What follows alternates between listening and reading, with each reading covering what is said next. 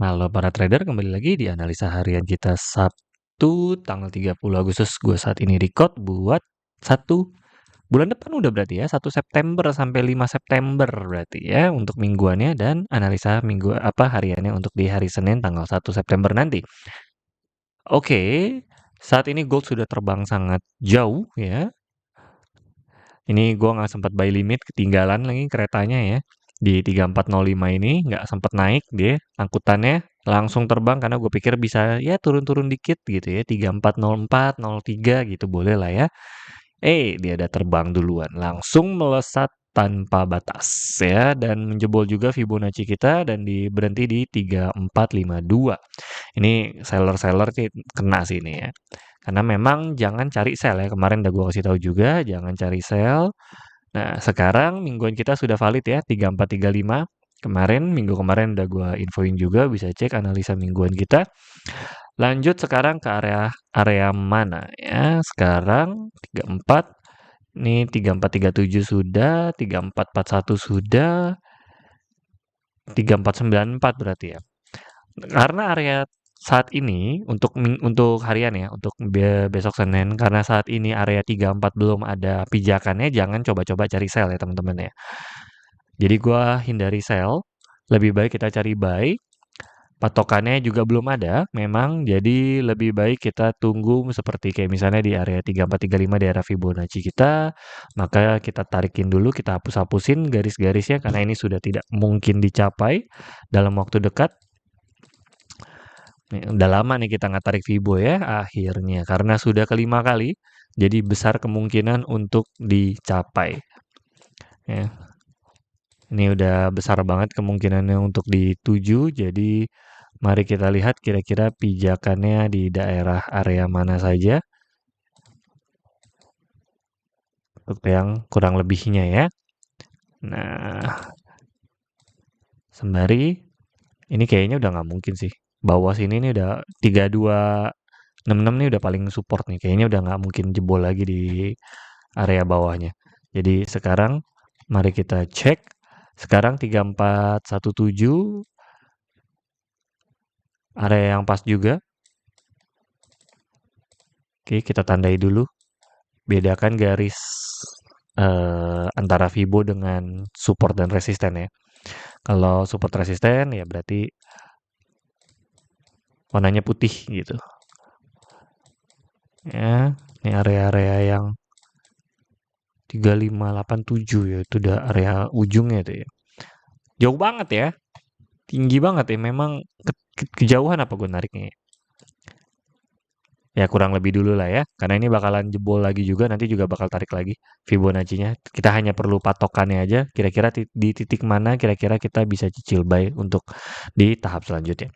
Karena ini juga nggak ada letakannya, jadi besar kemungkinan gue Senin out dari market dulu, atau lebih baik pakai robot trading kita aja, ya strategi 5 step atau yang 5 dolar atau yang $10. $10-nya belum kena hit sih. $5 minggu ini gue kena 2 kali SL seminggu ini dari Senin ya, yang $5 5 step kena 2 kali, yang 10 belum kena SL sama sekali. Jadi ya masih profit, yang 10 memang sudah sangat valid sih ya untuk robot trading kita. Lalu saat ini kita akan cari di mana, nggak ada sih. Ini nggak ada pijakan sama sekali ya.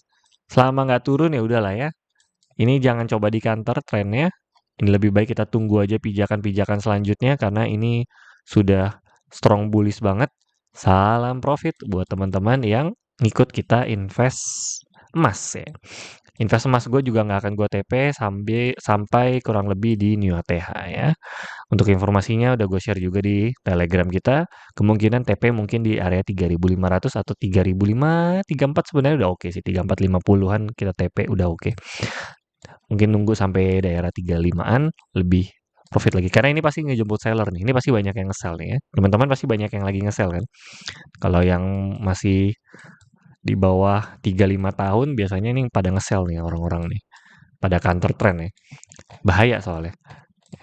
Jadi jangan coba-coba untuk counter trend. Lebih baik kita tunggu aja pijakannya di bawah. Mending gak usah trading dulu untuk XAUUSD, atau kalau misalnya syukur-syukur dia banding ke bawah baru kita buy lagi, kita scalping lagi. Untuk scalping tidak gua rekomen, mungkin seminggu ke depan, setidaknya tunggu sampai dia ada pijakan-pijakan baru kita bisa scalping.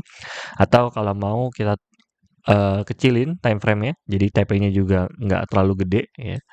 Ini juga lihat tuh. Paling juga buy di 42, TP di 52. Itu udah paling banyak tuh. Itu udah maksimal profitnya. Cuman dapat $10 doang, tipis banget. Resikonya terlalu gede. Ya. Jadi kalau mau main di time frame kecil, sepertinya cukup beresiko. 3440, 3441 ya. Ya oke sih, cari $5 ya. Cari $5, $10 masih oke gitu ya. Karena biasanya gue targetnya jaraknya paling nggak 30 untuk maksimalnya, sedangkan kita cari 5 atau 10 gitu. Jadi kita cuma cari 5 atau 10, sedangkan maksimal profit bisa 30. Nah ini maksimalnya cuma $10, tapi kita cari 5 kayaknya cukup gede sih.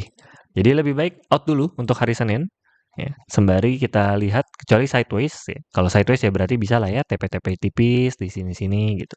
Atau pakai yang metode kita yang martingale strateginya. Oke, sementara gua nggak trading dulu mungkin Senin sambil menunggu candle-candle baru ya untuk scalping sampai mungkin apalagi kalau dia tembus sampai new ATH gitu ya sampai ke 3,5 ya udahlah.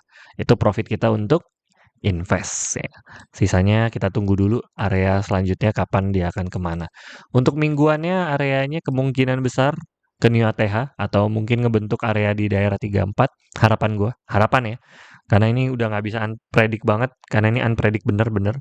Ya.